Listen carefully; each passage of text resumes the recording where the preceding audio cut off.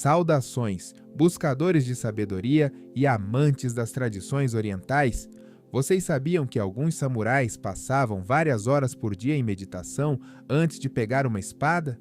No entanto, frequentemente os percebemos exclusivamente como guerreiros implacáveis, sem considerar a profunda base espiritual de seu caminho de vida. Hoje, vamos mergulhar no incrível mundo do Bushido, o código de honra dos guerreiros japoneses, e revelar os segredos de se tornar um verdadeiro samurai através do prisma de suas práticas espirituais. Se você está interessado em filosofia oriental, artes marciais ou simplesmente no caminho do autoaperfeiçoamento, certifique-se de se inscrever no canal e ativar as notificações para não perder novos episódios sobre as incríveis tradições de diferentes culturas ao redor do mundo. Agora, acomode-se. Estamos viajando para o Japão antigo, onde o espírito de um guerreiro era mais valorizado do que sua espada. A palavra Bushido, em tradução, significa caminho do guerreiro, e realmente era todo um caminho que começava na primeira infância. Mas antes de falar sobre se tornar um samurai, vamos entender o contexto histórico. A classe samurai formou-se gradualmente no Japão, começando no século VIII de nossa era, quando os proprietários de terras precisavam de sua própria força militar para proteger seus territórios. Por volta do século XII, os samurais haviam se tornado a elite da sociedade japonesa, e seu código de honra tornou-se a base para toda uma filosofia de vida. Curiosamente, a palavra samurai vem do verbo saburao, que significa servir, e de fato, toda a vida desses guerreiros foi subordinada ao serviço, ao seu senhor, ao país e aos mais altos ideais. Muitos ficam surpresos que o desenvolvimento espiritual de um samurai começava muito antes de ele pegar em armas. Já na idade de 5 a 7 anos, os futuros guerreiros começavam a estudar os fundamentos da etiqueta, caligrafia e literatura. Eles memorizavam textos clássicos e os fundamentos da moral confuciana. Imagine, uma criança pequena sentada por horas em uma posição imóvel, desenhando caracteres e memorizando longas passagens de tratados filosóficos. E isso era apenas uma preparação para cultivar paciência, concentração e força de vontade, qualidades necessárias para o caminho espiritual de um guerreiro. Uma das pedras angulares na formação espiritual do samurai era o conceito de Mushin, o estado de mente vazia. Parece simples, não é? No entanto, na prática, alcançar esse estado exigia muitos anos de treinamento persistente. A essência do Mushin era libertar a consciência de quaisquer pensamentos, emoções e preconceitos para agir intuitivamente, sem demora. Os samurais praticavam zazen, uma forma de meditação sentada, durante a qual simplesmente se sentavam com as costas retas e observavam sua respiração. Às vezes, essas sessões duravam várias horas. Ao mesmo tempo, o guerreiro tinha que manter uma imobilidade completa, apesar das pernas dormentes, dores nas costas ou picadas de insetos. Esta prática ensinava controle não apenas da mente, mas também do corpo, superando suas fraquezas. Curiosamente, para um samurai, as práticas espirituais eram inseparáveis das artes marciais. As artes marciais orientais não são apenas um conjunto de técnicas para derrotar um oponente, mas um sistema holístico de desenvolvimento humano. Por exemplo, na arte da esgrima, Kenjutsu, grande atenção era dada ao estado interno do guerreiro. Acreditava-se que a verdadeira maestria vem apenas quando a espada e o espadachim se tornam um só, e os movimentos são realizados sem a participação da mente consciente. Para atingir tal nível, os samurais praticavam os mesmos golpes milhares de vezes, tornando-os automáticos. Ao mesmo tempo, eles não apenas repetiam mecanicamente os movimentos, mas buscavam o constante aperfeiçoamento da técnica, identificando e eliminando até os menores erros. Esta prática era chamada Tanren, têmpera, e visava não apenas desenvolver habilidades físicas, mas também fortalecer o espírito. A base filosófica do Bushido tornou-se uma combinação única de vários ensinamentos religiosos e éticos. O Shintoísmo, a religião nativa japonesa, trouxe para o código samurai a veneração dos ancestrais e a lealdade às tradições. O confucionismo acrescentou princípios de piedade filial, respeito aos mais velhos e devoção ao governante. E o budismo zen ensinou os samurais a aceitarem a vida como ela é, sem apego aos resultados de suas ações. Esta incrível mistura de ensinamentos aparentemente heterogêneos criou uma visão de mundo única na qual a arte do guerreiro e as práticas espirituais tornaram-se dois lados da mesma moeda. Agora, vamos falar sobre um dos aspectos mais famosos da filosofia samurai: a atitude em relação à morte. Para uma pessoa ocidental, pode parecer estranho, mas os samurais praticavam ativamente a consciência de sua própria mortalidade. Todas as manhãs, o guerreiro acordava com o pensamento de que aquele dia poderia ser seu último. Alguns até meditavam, imaginando várias formas de sua própria morte, por espada, flecha, doença ou velhice. Esta prática era chamada Shikitai Genken, contemplação da morte do corpo. Seu objetivo não era amedrontar a si mesmo, mas, pelo contrário, libertar-se do medo da morte, aceitar sua inevitabilidade e, assim, viver uma vida plena, sem arrependimentos. Um tratado samurai diz: o caminho do samurai é uma consciência constante de que você pode morrer a qualquer momento. E isso não era um fatalismo sombrio. Pelo contrário, tal abordagem ajudava a valorizar cada momento da vida e estar sempre pronto para enfrentar a morte com dignidade. Surpreendentemente, os samurais davam grande atenção ao desenvolvimento estético. A arte da caligrafia, pintura, poesia, cerimônia do chá, arranjo floral, tudo isso era considerado uma parte importante do caminho do guerreiro. Isso manifestava o conceito de Bunbu Ryodo, o caminho do pincel e da espada, segundo o qual as habilidades militares e culturais deveriam ser desenvolvidas igualmente. Os samurais acreditavam que a prática das artes desenvolve as mesmas qualidades necessárias na batalha: concentração, atenção, senso de equilíbrio e harmonia.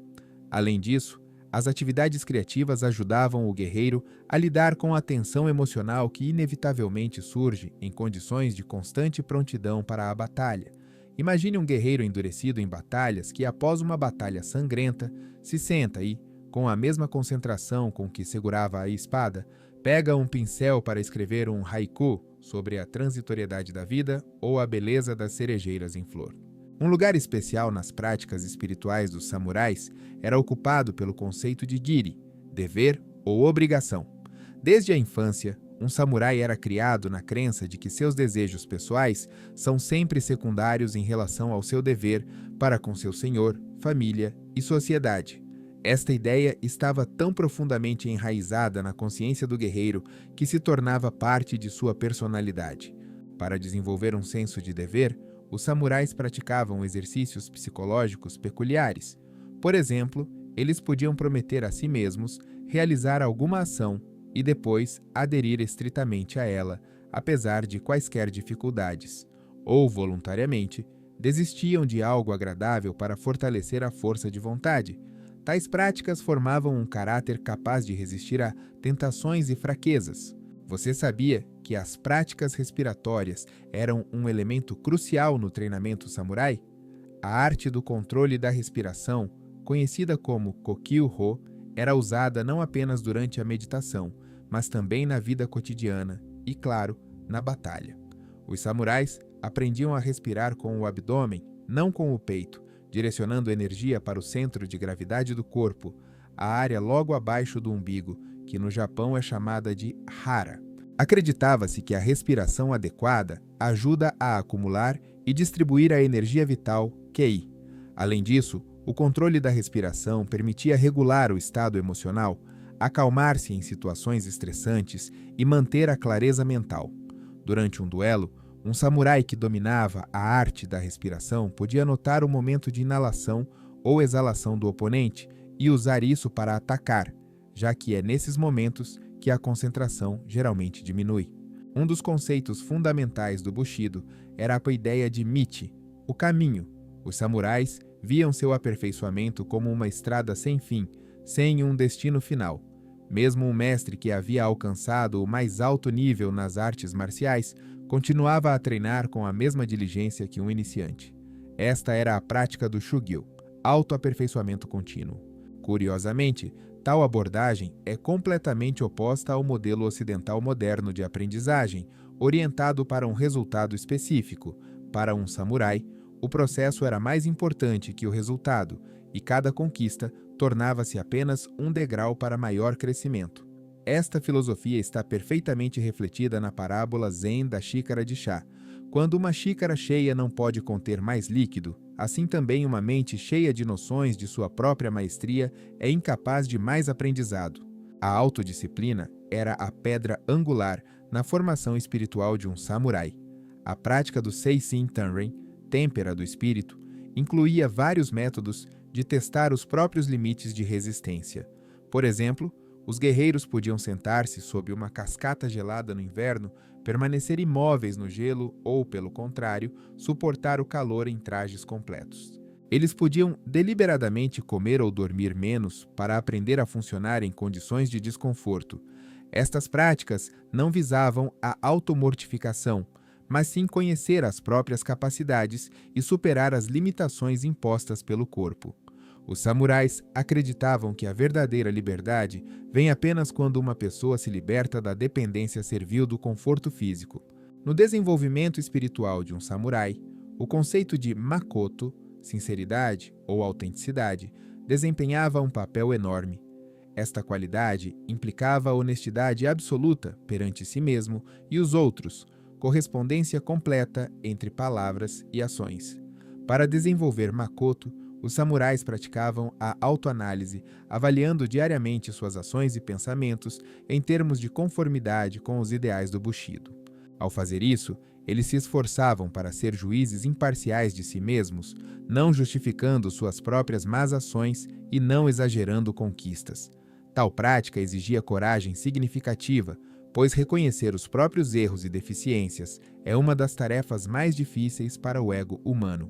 No entanto, foi precisamente através de tal honestidade implacável que um samurai podia ver a si mesmo como realmente é, sem ilusões e auto-engano.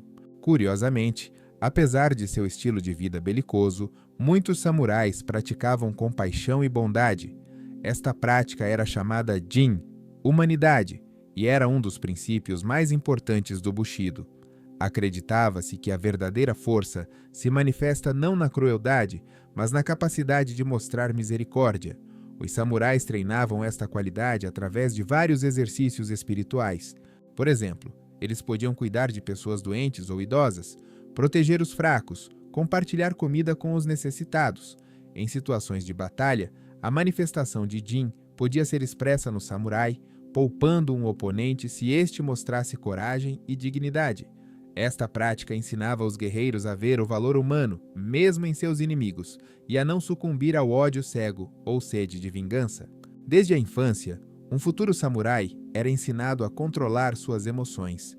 A prática do Fudoshin, mente imperturbável, visava desenvolver a capacidade de manter a calma em quaisquer circunstâncias. Os guerreiros treinavam para não reagir a provocações, insultos ou ameaças, permanecendo internamente imóveis como uma rocha em meio a um mar furioso.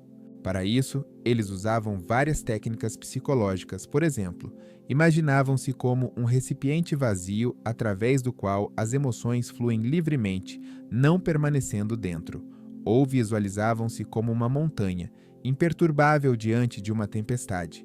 Esta prática era especialmente importante em situações de combate, quando o pânico ou a raiva podiam custar uma vida, mas não era menos valiosa na vida cotidiana, ajudando a manter a clareza de pensamento ao tomar decisões importantes.